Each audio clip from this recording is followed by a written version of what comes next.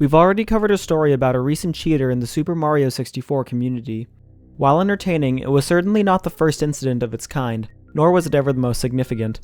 Today we're going to go back to the beginning of Mario 64 speedrunning, where we will take a look at some of the biggest cheaters the game has ever seen.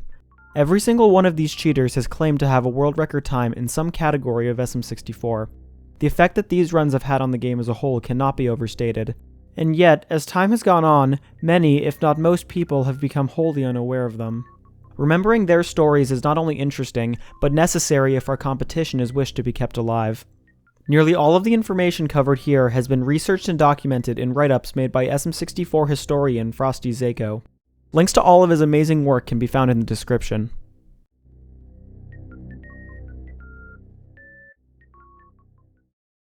Our story begins back in 2005. SpeedDemosArchive was the biggest website for both speedrunning discussion and competition at this time. The site had finally opened up its forums to feature more games, and Super Mario 64 had just enjoyed its first year of healthy competition on its leaderboards. At this point, the best 16-star time submitted was held by a runner named Kirby Carter with a time of 20 minutes and 46 seconds. A few runners, including Kirby Carter himself, had already completed times faster than this. However, they all refrained from submitting as they had wished to further improve their times first. So for all intents and purposes, the 2046 was considered the de facto world record by the community. The only person to actually contest this time with a video submission was a runner named Marius M, also known as Holy Moly 2207. Retimed with modern day timing conventions, his run finished with a time of 20 minutes flat. However, the run was ultimately rejected because of the video's less than stellar audio quality.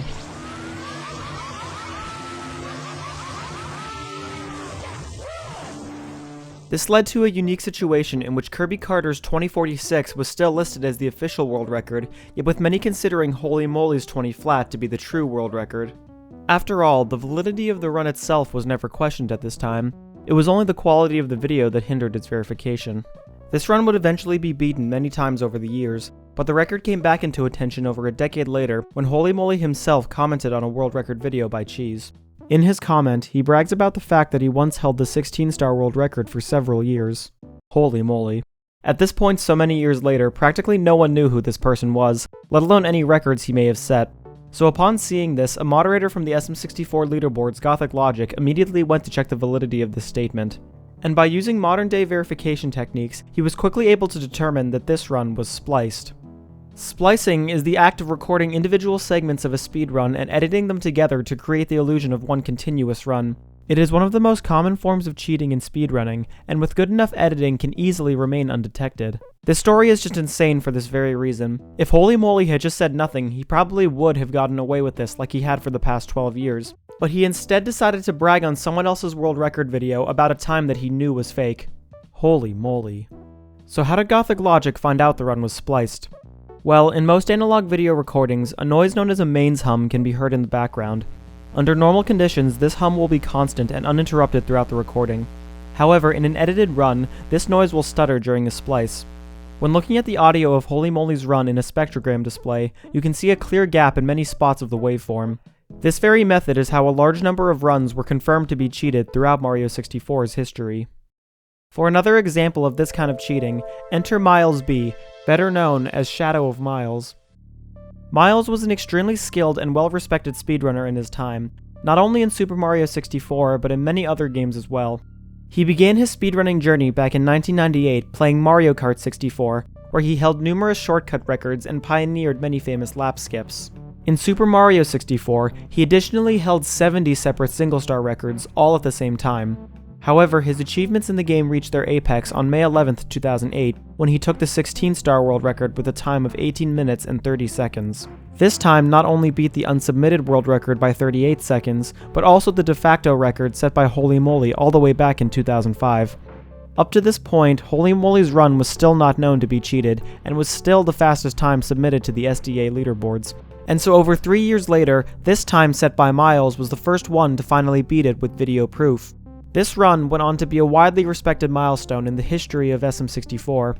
It was the last 16-star record ever submitted to SpeedDemosArchive, and was therefore visible to anyone who visited the page for almost a decade afterwards. Many people were introduced to Mario 64 speedrunning because of this very run, and naturally looked up to it with a great deal of respect. Almost nobody had even considered the idea that such a prestigious run could be anything but completely legitimate. However, in 2014, the very same methods used to catch Holy Moly 3 years later were used here on Miles' run. Once again, it was discovered that there were clear gaps in the audio of the run, confirming that his record was spliced. Out of hundreds of legit records, this run was the only one that Miles had ever cheated. But despite his otherwise clean reputation, it seemed that not even the most prestigious of runners could be completely absolved of cheating. Miles was immediately confronted about these discoveries, and he eventually made his own statements in a forum post discussing the incident. Its contents are strange.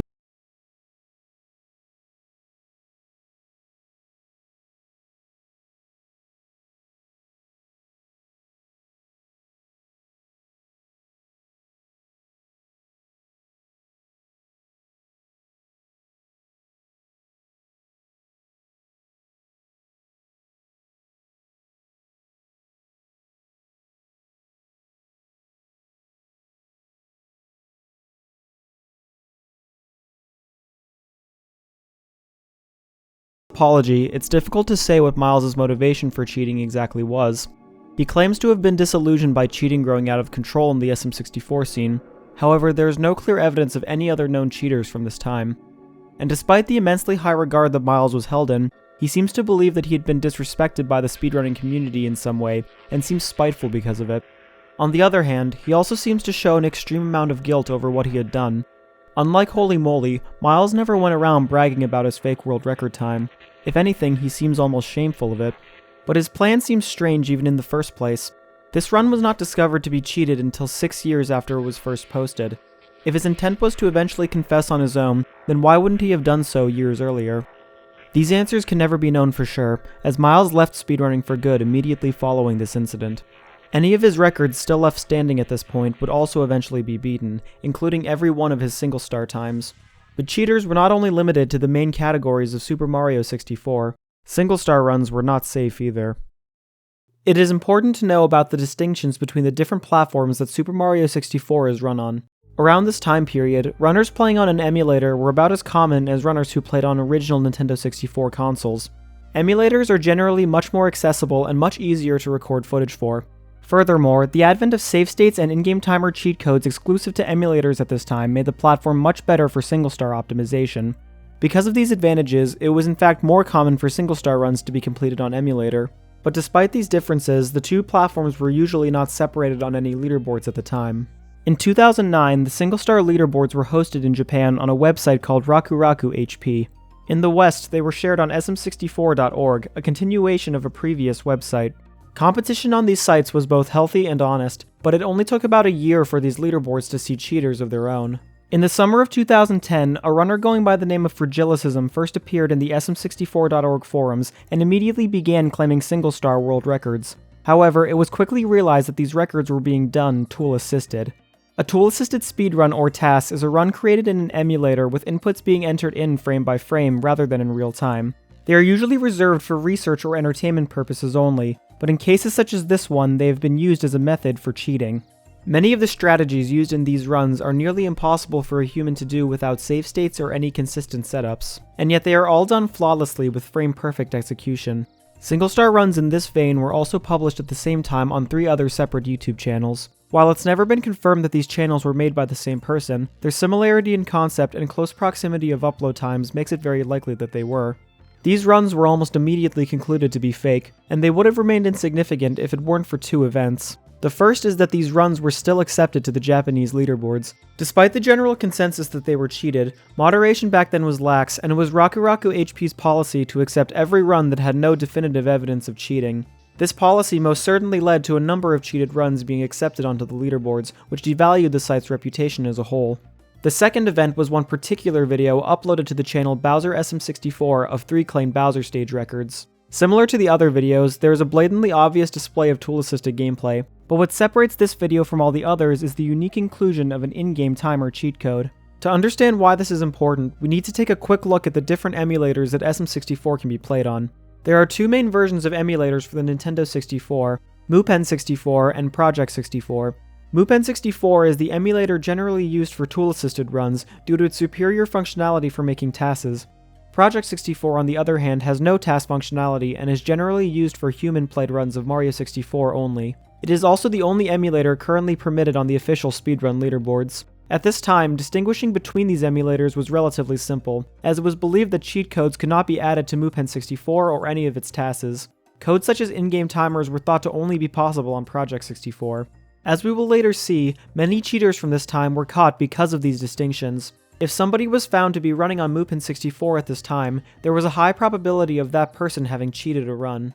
Before this, no one had assumed that it was possible to have any sort of cheat codes in a tool-assisted run.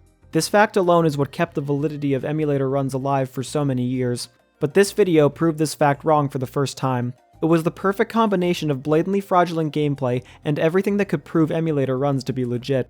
Given the circumstances, it's possible that these runs were created and submitted with the goal to expose these supposed shortcomings of the emulator platform, but we may never know for sure. These faked runs had a long-lasting effect on the Super Mario 64 community. But unbeknownst to most runners in the West, Japan was dealing with its own epidemic of cheaters, some of which who would go on to affect things much more drastically. Super Mario 64 saw Japanese runners pick up the game for the first time in early 2009. Within a year, the Japanese community quickly grew to numbers much larger than SpeedDemosArchive ever had. Information about the early Japanese scene is scarce at some points and almost non-existent in others. Despite this, there is still clear evidence of cheaters pervading their entire history. First-hand accounts for nearly all of these incidents have been provided by Japanese runner and tasser Midori SM64. As a leading figure of the Japanese community for over a decade, Midori was directly involved with the exposure and rulings on nearly all of these cheaters. In the summer of 2010, almost 30 runs were confirmed to be cheated, 7 of which were claimed world record times, and the majority of which were ran on emulator. Every one of these times was submitted by one of 4 Japanese runners, with all of them streaming on Nico Nico, Japan's equivalent of Twitch. Their method for cheating was all the same: create tool-assisted runs and then try to pass them off as real. The first to be exposed was a popular streamer and tasser known as TOT. TOT had achieved world records in both 0 and 1 star in June and July of that year. Videos of these records can no longer be found on the internet. However, it is known that they were deemed suspicious less than a month after they were first submitted. He was found to be running the game using MuPen64 and was accused of streaming tool-assisted runs while attempting to pass them off as real-time attempts.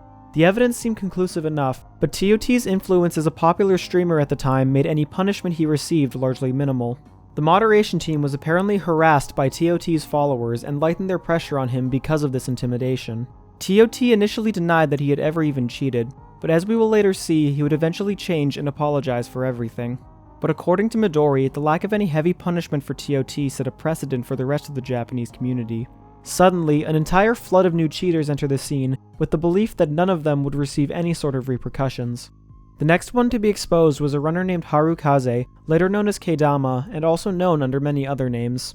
Harukaze had taken the 16-star world record for the first time on June 22, 2010, with a time of 16 minutes and 42 seconds. In the next 2 months, he additionally improved his PB by more than 30 seconds. Any videos of these runs no longer exist on the internet, but it is known that his fastest times were never listed on the Japanese leaderboards. It appears that these runs were considered suspicious as early as June, but it wasn't until August of that year that he was concluded to be cheating. Harukaze was notably more careless in his acts of cheating compared to others from this time. His main motivation for cheating was to gain popularity as a streamer, and so his only plan was to fool his general audience and not experienced players of the game. His only real concerns with the SM64 community was when it came to attacking them. Just like TOT, Harukaze used his position as a more popular streamer to attack the people accusing him of cheating, but this approach would ultimately backfire on him when it led to his eventual ban from Nico Nico. Dismayed by this ban, he would ultimately admit to cheating and retired from the game for good. Both TOT and Harukaze were dealt with behind closed doors under rather private circumstances. As a result of this, the public perception was that anyone could get away with cheating without much punishment. The moderation team was determined to expose any future cheaters that were discovered, and expose them they did. The next to be caught was a runner named Coin. Coin was similar to TOT in many regards. They were both extremely skilled tassers as members of the 120-star task team and were both popular streamers at the time. He was also a top-level speedrunner, holding the 120-star world record in 2009, and 1 year later was one of the first people to ever complete a 0-star run. But unlike TOT, Coin did not immediately arouse any suspicion. Cheating was so uncommon before this point that no one had expected anyone to ever do it. It wasn't until TOT and Harukaze were exposed that the Japanese moderation team set their sights on Coin. He had been creating both spliced and tool-assisted runs and using them on his own stream and in tournament races.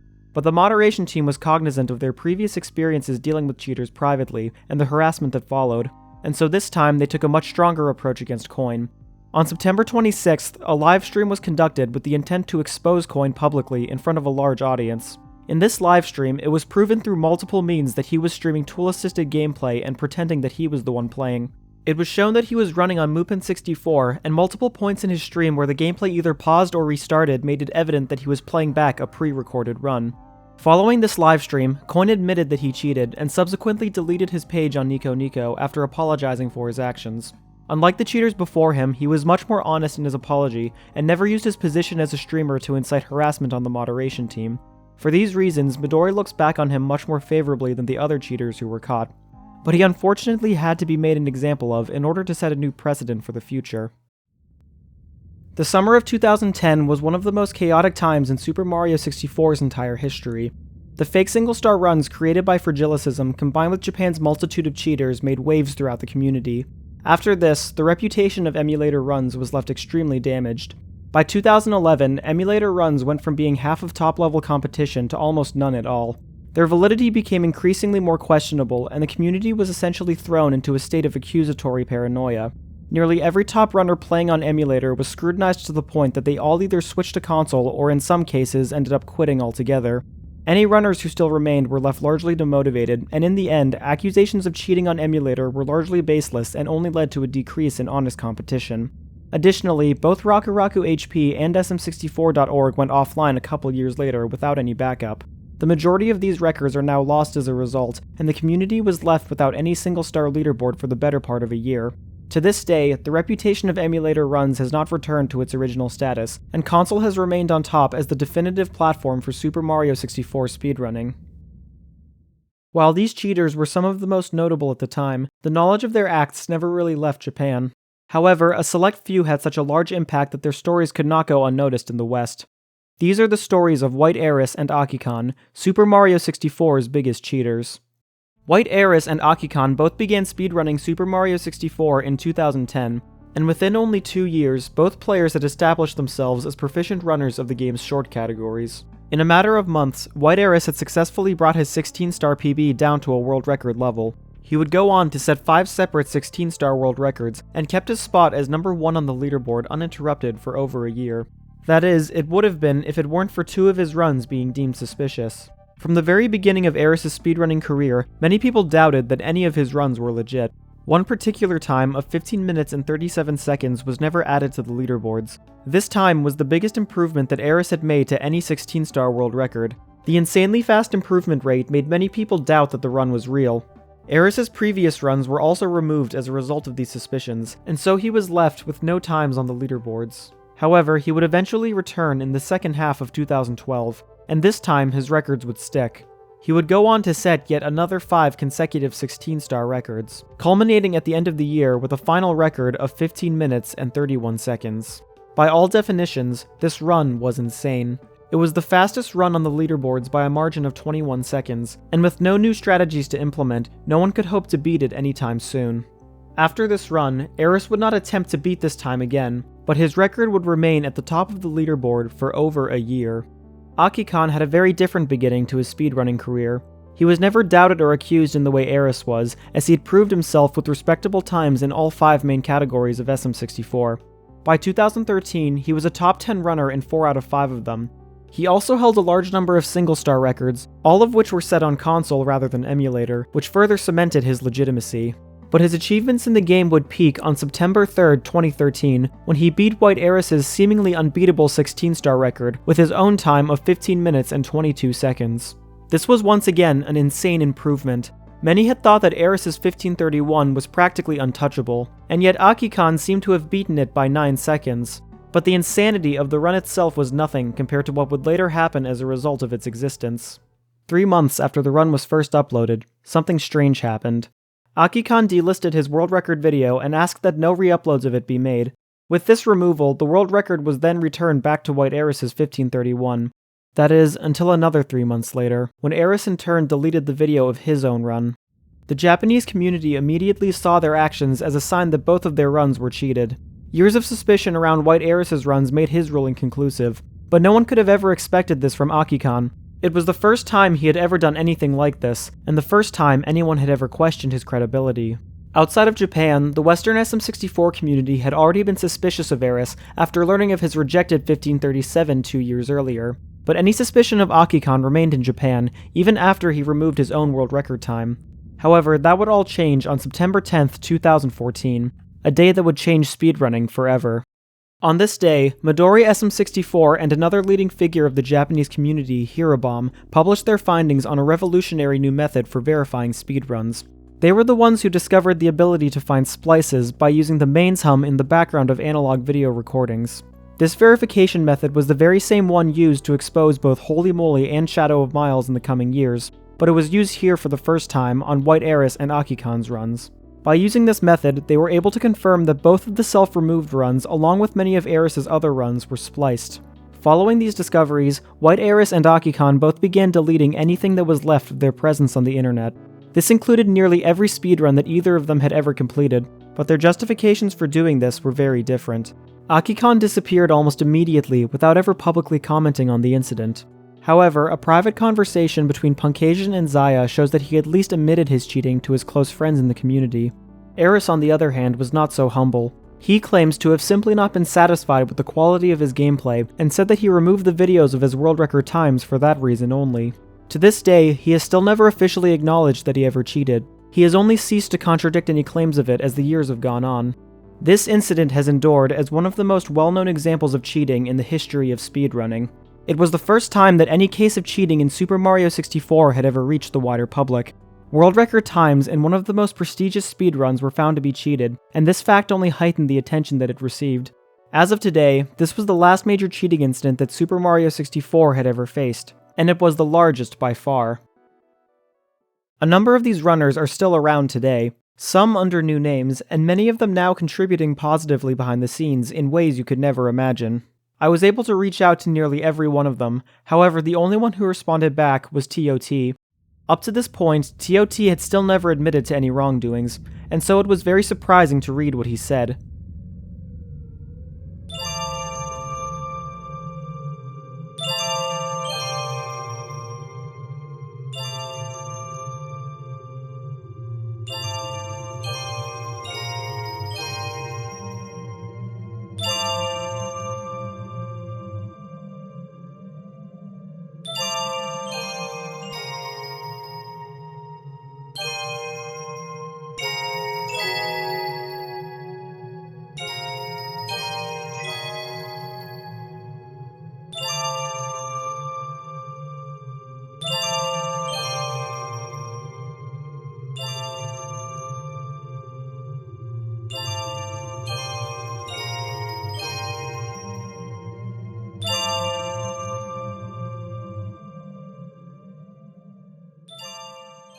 TOT's own point of view is very different from what Midori had to say about him. He does not believe that his own cheating inspired anyone after him to do the same, and that they only shared a similar mindset if anything.